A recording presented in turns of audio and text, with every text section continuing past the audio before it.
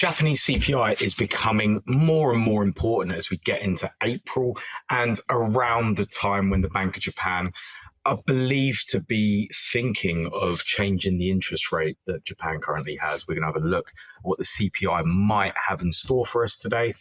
And then the Trading Takeout is going to be why you should publish as many of your thoughts about the market online as possible. Make sure you like this video and subscribe to ensure I pop up in your YouTube feed every day, giving you the best market commentary and tips so that you can improve your trading edge.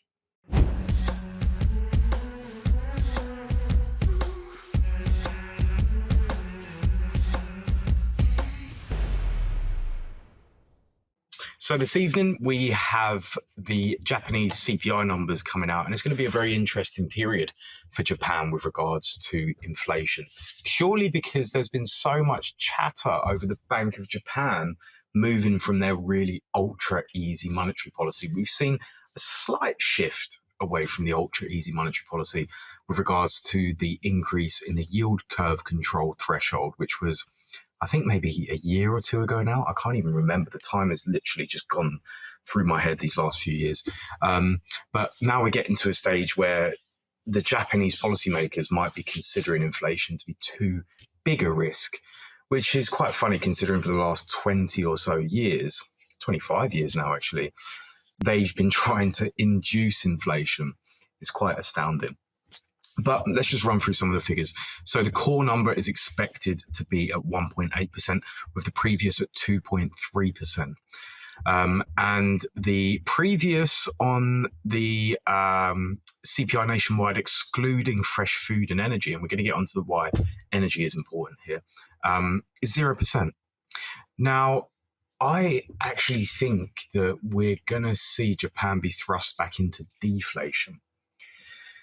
Reason being, so there's a couple. China's currently in deflation. China buys a hell of a lot of goods from Japan. If that Chinese demand isn't there anymore, then it means that it's likely that Japanese manufacturers aren't making as much. And so what needs to happen is prices have to lower to be able to induce buying again. Now, coupled with this, you've also got the fact that energy has come down so drastically recently. You know, if we go over to nat gas, for example, and I type in NG, which is the Henry Hub nat gas futures, you can see that we are at 15-year lows, roughly. If we look all the way down here, we're at the lows of the last 15 or so years. So what we're seeing there is the fact that Japan is such a massive importer of energy. It means that if the price of those imports are decreasing, then Japanese manufacturers and pretty much the whole of Japan, everything runs off of electricity, right, are going to be able to reduce their own costs. The production costs are lower, which obviously feeds back through into inflation as well. Now, this is a headache for policymakers because you've got, on one hand, workers demanding higher wages, but the market's not really necessitating higher wages. All of these costs are actually reducing now.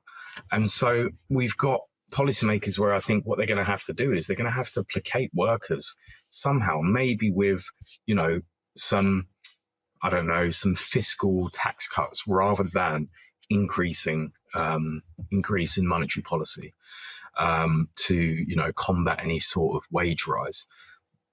So it's a very, very interesting conundrum we have here with Japan. Now, if we were to look at a trade based off of this, the obvious is going to be dollar yen, right? And so I think I mentioned last week, I see dollar yen actually ticking all the way up higher. I see us moving, a good 200 to 300 ticks to the upside at least to touch this high and to cross it over. I mean, you can see how the market squeezes. So let's just have one. There's one squeeze. There's another big one. And you can see it just absolutely squeezing the life higher. So you've seen all of these happen here before. Your trading probabilistic mind should say, okay, well, I've spotted that happen before. What's the likely direction? It's not a certainty. It could just go here and just absolutely reverse. Who knows? But all we're doing is weighing up probabilities. Okay, so this is the trajectory that I perceive for dollar yen, and it's up this way somewhere. So up that way.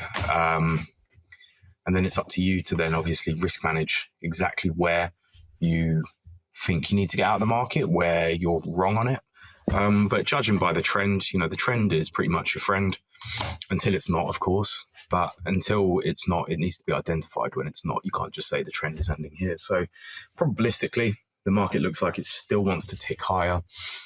And the broader macro backdrop is kind of still with, global growth being weaker than the US's, which tends to mean US supremacy, which means dollar supremacy as well.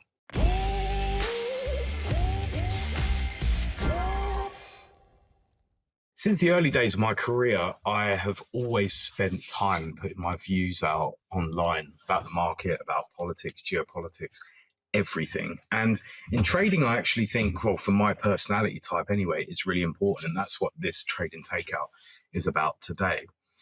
I have very much an accountability personality type, which means that I thrive if I know that someone else is maybe at risk of getting in trouble, or someone else is able to benefit more from me doing some sort of activity.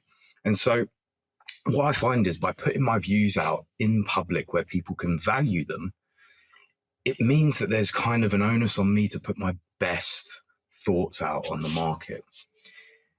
Maybe out of fear of being embarrassed, but also out of fear of genuinely or a genuine desire to want to help people. And I think this is something that you need to sort of work out yourself, whether that's something that you can cope with the pressure. But I do think it's a fantastic exercise writing anyway, even if you aren't of that personality type. Writing, doing videos, whatever it is, just trying to put stuff out there, because the more you write and the more you create stuff, the more ideas that go round in your head, because you're forced to do things well. And I think that feeds back absolutely into how you do things when it comes to pressing buy or sell.